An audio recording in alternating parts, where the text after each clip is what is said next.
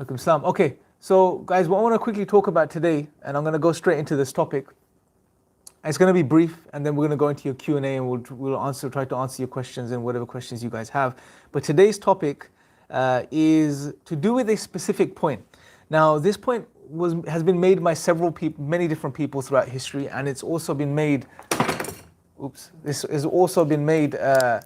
It's made today by certain atheists,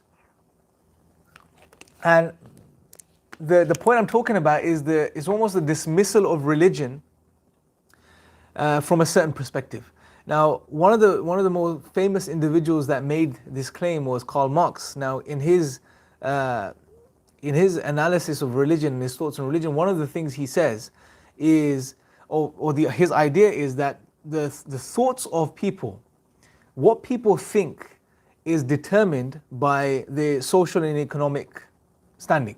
So when, in simple terms, when people are doing good from a social and economic perspective, they're not really concerned with these ideas about religion, etc. But when human beings find themselves in a very difficult position as far as socially and economically is concerned, that's when people seem to turn towards God and rely upon religion, and in doing so they find comfort.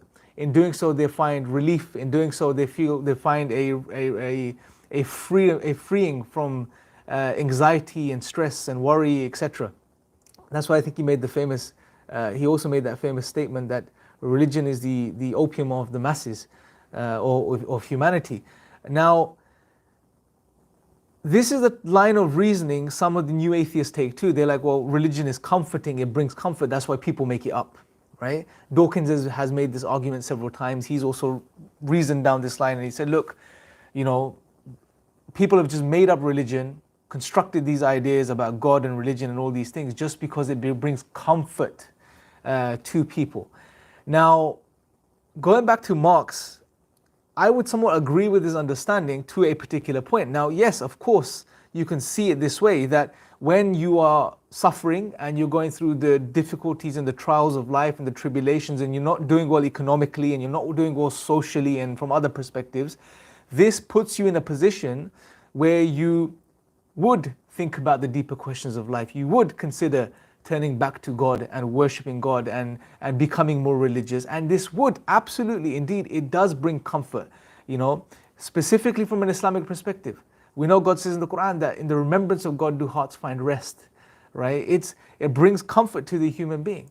Religion provides the human being with certain tools that allow for them to continue living in a positive way, no matter how difficult life gets around you. Absolutely, that's a fact. However, the problem in his thinking and the thinking of many others lies in this small jump that's made. It's okay to the point where you say, okay, certain social, certain economic, certain life situations may put you in the position to think in a certain way, no doubt, right? They will do that. But it doesn't mean what you think in those situations is wrong. It doesn't logically follow, right? Or what you think in those situations is made up, right? And that's a very important point we need to understand here. Yes, certain situations, like we talked about the power of situation, there's certain situations, certain factors, certain occurrences in life, trials, tribulations, hardships, economic problems, social problems. When we're going through these types of difficult things, they would put you in a certain position where you would think in a certain way or think about certain things. But what you think about in those situations, what you incline towards in those situations, isn't necessarily made up or wrong, right? It's a very important distinction. Equally, we can see it this way, that when human beings are put in difficult situations and go through trials and tribulations, this does put them in a certain frame of mind where they are almost forced and coaxed into thinking about certain realities. And they are forced, and from an existential perspective as well, to think about the deeper questions of life, about God, about one's purpose, etc., about religion. Now, just because that situation has arisen, which is putting you in a particular place or in your mind where you're thinking about certain things, it doesn't mean those things are made up. It could be that those situations, or Allah has created certain situations in existence which put you in a position where you now consider certain aspects of reality, certain truths which you otherwise wouldn't have, right? Right? It's a very important point. Now, you can see this the other way too. Let's flip the table.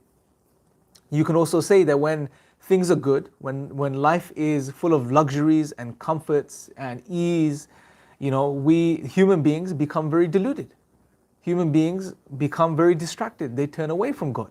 They turn away from religion, right? They become delusional. Again, the story, and I keep mentioning the story because it's such a beautiful story, the story of the two gardeners in the 18th chapter of the Quran, where one of them, because of his material possessions and his wealth, he has become extremely deluded. Not to the point where he denies God, but to the point where he denies the Day of Judgment. To the point where he thinks his material possessions aren't going to go anywhere, that he owns them, that they have some sort of intrinsic power to remain. But they don't, right? And what it takes for him to be awoken from this delusion is for all of his material possessions to be taken away from him. And once they are taken away from him, then he wakes up to reality, right? So having too many luxuries and comfort in life will actually delude you and put you in a deluded state. And also the idea that difficulties make you turn to God or hardships make you turn to religion because it provides comfort is not across the board. It's not necessarily a universal thing. We know of examples where there are many people that turn away from God when they go through hardships and trials and difficulties, right? Many atheists these days, it's always an underlying emotional reason, right? They have gone through a difficulty, a trial, a tribulation in life, something difficult, something they haven't been able to understand, something they've blamed God for. And they've not only turned away from God, but they have developed a hatred towards God, a disliking towards God, right? They want nothing to do with God, right? So you have those cases too. And you have the opposite. Sometimes when people have a lot of good things and a lot of luxuries in their life, sometimes this turns people to God because it makes them more grateful for what they have, right? So it's a wide spectrum. It's not it's in no way, shape or form is this a definitive argument against religion in any way, shape or form. Now, I can understand why Marx and other thinkers would want to sort of push this idea, and because they wanted for people to focus on this worldly life. They wanted people to focus on this material, physical existence and just to work within this realm and not to think about the hereafter or other aspects of religion, because those things, especially in Islam, religion or Islam, this deen, this way of life, actually frees the human being. It frees the human being from the shackles of this ephemeral world. It frees the human being from being a slave to the dunya, to this worldly existence, to this ephemeral, lowly, material, worldly existence. Islam comes to free the human being from this. Islam comes to truly elevate the human being and remind the human being that it's not all about this material, physical world. It's not about gathering material wealth or doing well economically, right? Or working your way up the ladder. No. This world is a place you are here for a temporary period of time, and you're here to work for your hereafter. And that is the central idea, I believe, one of the main things that these such individuals don't like. They detest, they hate this idea that religion brings, in particular Islam brings, that you are here for a temporary period of time and what you're here to do is to work for the hereafter. You're not here to work for the here and now. You're not here to sort of be a cog in the system whereby you're just working away, and essentially the only ones that are really benefiting are those that sit on the top of the chain, right? They don't like religion. One of the reasons they don't like religion is because it frees the human being. It puts the human being in a position, it awakens the human being to the reality that they're not a slave of anything other than the creator of the heavens and the earth. This is not a sort of a pleasing sort of scenario for certain individuals, and you can see why, right? Because as soon as the human being finds his creator, and as soon as the human being finds the true purpose of his or her existence, they are free. They are a slave of the creator of the heavens and the earth, and not a slave to systems or ideas or certain theories or outlooks or other individuals or people. They are free. And when the human being is free, you can't use the human being to serve a certain purpose, to serve a certain objective for other people. They're free, right? And this is something which is so profound about religion and so detested about religion by certain individuals. Nietzsche, for example, as well, he had a problem with what he referred to as the otherworldly, right? And obviously he may have had other reasons for this, but even his idea was he wanted people to focus on this world, as if, focusing on the hereafter somehow detracted from this life. Now, obviously, from an existential perspective, it may be the case. And also, the way some atheists argue this point or another way the atheists argue this point is they say, all the hereafter is doing is it's removing the value of this life, And what the way they want to argue is, in the absence of God, is that this life is even more valuable without God. That's the sort of line of argument they'll take. They'll say this life is just far more beautiful and meaningful without God. And when you try to figure out why, what they tend to say is, well, because, there's no afterlife. And if there's no afterlife, this is the only life you have. Therefore, we have to make the most of this. We have to make sure we get the most out of this. Now again, where did you get this principle from, in the absence of God, that you have to make the most of this life in a world which is without any meaning? That statement, that emotion means nothing in and of itself. But on top of this, the false premise there is, the false idea or assumption there is, that this life and the next life are exactly the same. It's the next life is a continuation of this life, full stop. And if that was the case, with the hereafter, even from an Islamic perspective, then no, you would agree with them, right? That absolutely, okay, fine. If you have an eternity, then there's no real reason to really focus on the here and now in this life, right? However, we know in Islam that's not the case. We know that Jannah, we can only attain paradise by working in this life and working for it. So this life is a gateway, is a potential springboard, like I described it before, to the hereafter, right? To the next life. And we can only attain it by what we do in this life. Therefore, from the Islamic perspective, this life becomes even more valuable, and it truly has value, intrinsic value that God has given it. So it's profound from the Islamic perspective. It does away with all of these ideas that are out there. So yeah, I just wanted to sort of share my thoughts on that. And just to summarize, I guess what I'm saying is this whole idea that religion, as some new atheists put it today, or religion is made up because it provides comfort and so on. But yeah, okay, from one perspective, absolutely religion does provide comfort. But it's not that, it doesn't logically now follow, because it provides comfort, therefore it's made up. It doesn't logically follow that people made it up to provide comfort. No, there are aspects of religion which don't provide comfort, right? For example, the reminders of the hellfire. These aren't comforting things, right? There are other aspects of religion that don't really provide comfort. I mean, fasting, for example, for a month from sunrise to sunset doesn't really provide comfort from some perspectives, right? So that argument breaks down from that perspective. But also, just because it provides comfort, it doesn't mean it's false. It could very well be that God has obviously created the human being and therefore created our nature and our, the things, and He's also created the things, and in particular religion, which does bring comfort to the human being. And that, if anything, is a sign to the human being that here is a way of life that's been told to you, that's been given to you by God. And one of the signs of this is that when you practice it, your heart and your mind will find peace and tranquility.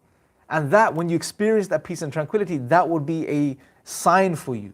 The utility of religion from this perspective would be a sign for you that this is from God.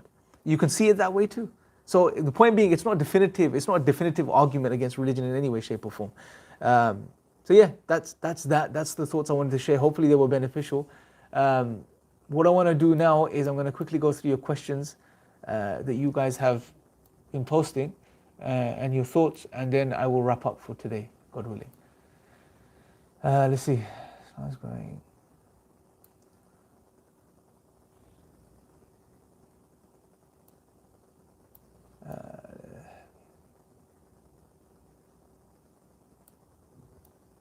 Okay, there's a question here by Qazi. He says, how would you deal with polytheists who say they find peace in shirk? Okay, very good question. Now, no doubt human beings can find peace and tranquility in many things, at least temporarily, right? But my point here wasn't that, peace and tranquility is a definitive argument, or finding peace and tranquility is a definitive argument for Islam in particular. Of course, there will be many Christians that say they find peace in worshipping Jesus. Many, there may be some people that say that I find peace and tranquility in being around nature and amongst, nature and just being out there. Now, there's many ways that people can find peace and tranquility. But what I would say is for people need to inquire further than that too. People need to look into what these religions say. Because remember, we're not just hearts, we're also minds. So we need to be satisfied from every different perspective. I mean, would it make sense to say, now from the perspective of finding peace, some people may argue I find peace in worshipping, I don't know, a cup, right? They could say that, right? Every human being people can come up with some strange things. They may say I find peace in worshipping a coffee cup, for example. Now they may very, very well find some sort of peace in doing that, but logically and rationally, does that make sense? Right? Or surely the cup isn't the thing that made you or created you. So we need to inquire from every perspective as human beings. And what I would argue is when you look into Islam, Islam is comprehensive from the perspective that it satisfies the intellect, the heart, the mind, the soul in every way, shape and form. So I would just encourage such individuals to just look into Islam and see what it has to say and what it has to offer them, inshallah. And at the end of the day, guidance is in the hands of Allah subhanahu wa ta'ala. We can't force anyone, and we shouldn't be forcing anyone. There's no compulsion in religion from that perspective. But our job is just to share the message and see what people make of it, inshallah. Islam is growing worldwide. How do you deal with, read that one, how do you deal with the polytheists who say, okay, we've done that one.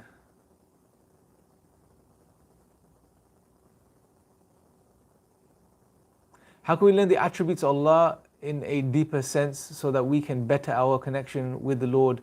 Any suggested readings for this? Jazakallah khair. Yes, there are. So one of the best things we can do, and something that I try to do but don't do enough of, there are some really good books on the names and attributes of Allah subhanahu wa ta'ala. One I started reading, was by Sheikh al-Sa'di, his translation, or the translation of, I think it's a translation of a part of his tafsir, where he deals with the names and attributes of Allah. It's published in English, so you can pick up the copy. If you just search it online by Sheikh al-Sa'di, his names and attributes of God. That's a very good book as well. And there's many others. I'm sure if there's anyone else that's read others, you can recommend some here too for that. But it's something very important to do, because the only way we can know about Allah subhanahu wa ta'ala, about God, is literally by what God tells us about Himself, and also through reflecting upon His creation. So if Allah subhanahu wa ta'ala God has revealed to us some of His names and attributes, and we should definitely study them. And that's one of the best ways of getting closer to God and really understanding reality. Right? Like we've mentioned in previous live streams, when you understand, for example, that Allah is Al-Hakim, that He is the wise, and you really understand this, it does away with the problem of evil. It's amazing how just understanding the names and attributes of Allah can literally change our outlook on reality and our connection with our Creator.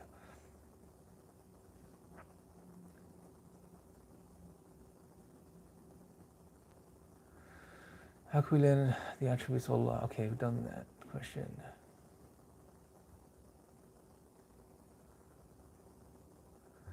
Does IRA deliver books in India? I'm not sure, but we have a distribution. So if you go to, I believe you can order them globally, anywhere in the world, but you'll have to pay postage and packaging. So if you go to ira.org, the website, and you can pick up any materials from there.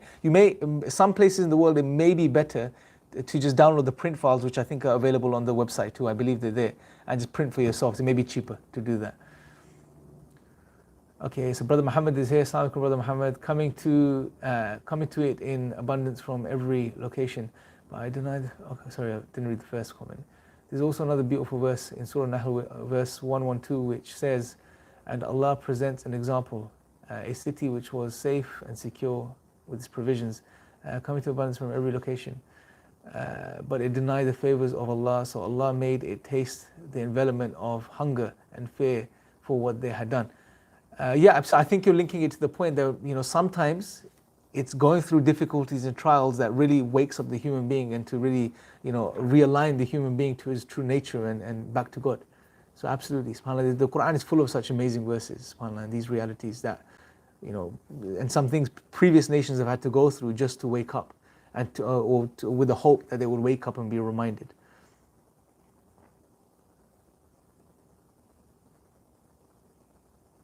So you find, so Fahima says, I still find people around me still don't question life. They all seem a bit and it will be over soon. Yeah, there's obviously we're gonna have people like this, right? Again, God will present opportunities for people to wake up. Sometimes people won't take those opportunities. Allah will give no one will be treated unjustly. Everyone will receive a set of signs and opportunities throughout their life where, they can, if they wish, to wake up and realign themselves with reality. But if they choose not to, then they're to blame and no one else. That's just how things are, subhanAllah. Okay. In origin, people believe they are free. Non-religious people believe they are free. It's mind-boggling how brainwashed they are. Yeah, so if we look at the world that we live in, it's been full of comforts and luxury and ease, and that's how we have it globally at the moment, in most places in the world at least. And when we have too much ease and luxury, generally what seems to happen is people turn away from their creator. When comfort brings delusion, comfort brings complacency. It just brings this sense of, yeah, it's fine. I don't need to bother. I don't need God. Right? Allah reminds us in the Quran, there is a verse where Allah subhanahu wa ta'ala says that when He afflicts people with a trial or a calamity or hardship, they turn to God standing and lying down in every single way. But when God removes this from them and they go back to their normal life, they continue as if nothing ever happened to them. They never called out to God. This is just human nature, an aspect of human nature. When we have comfort, we become completely oblivious and heedless. When we go through hardship, we wake up and we turn to God.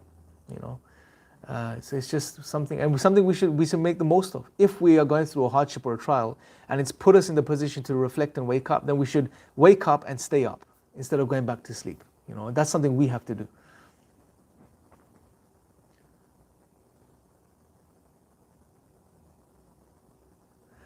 Yeah, so Jerry made about debunking the claims of polytheism came before monotheism. Maybe I'm going to get Jerry on one of these live streams soon to really sort of go into a live discussion and answer your questions live as well. I'll definitely ask him to do that for one of these upcoming live streams regarding the whole history of monotheism and polytheism.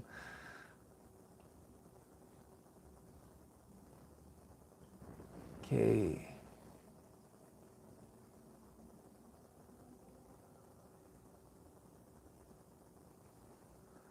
Grey Wolf, I don't know who Grey Wolf is, but I'll definitely check that out. Something about him posting, brother Mukit Khan is saying they posted a video. He's going to be doing something, doing after a stream, doing another stream soon. Okay, I'll definitely have a look. Yeah, brother Muhammad, Jazakallah khair. I've already have 2 videos, guys, on if anyone that's interested in the history of polytheism and atheism. Polytheism and monotheism, historically speaking. There's 2 videos I've done with Jerry which are already on the channel, definitely check them out. Also, there's a Rerouted show that Jerry did on the IRA channel, definitely check that out too. He's also mentioned some stuff on that too.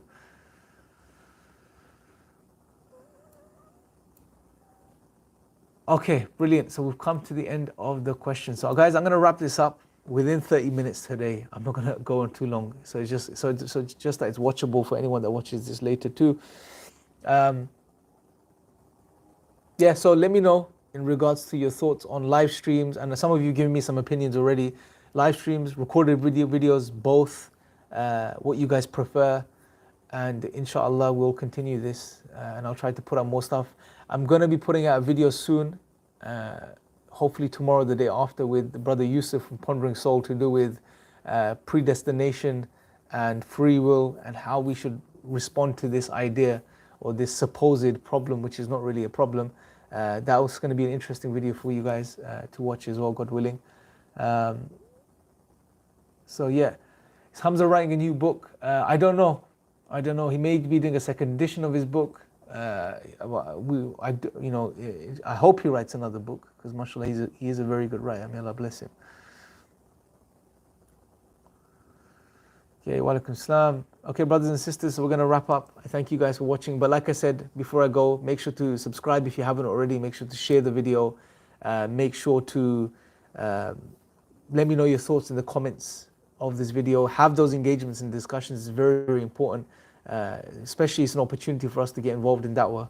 And like I said in the yesterday's stream too, we may very well be having a campaign in relation to this coronavirus outbreak coming soon. So make sure you stay on top, just keep an eye out for that, and on the IRA channel, and support that and get involved in the da'wah. And yeah, till maybe tomorrow or the day after, take care, and I will speak to you guys very, very soon. Assalamu alaikum.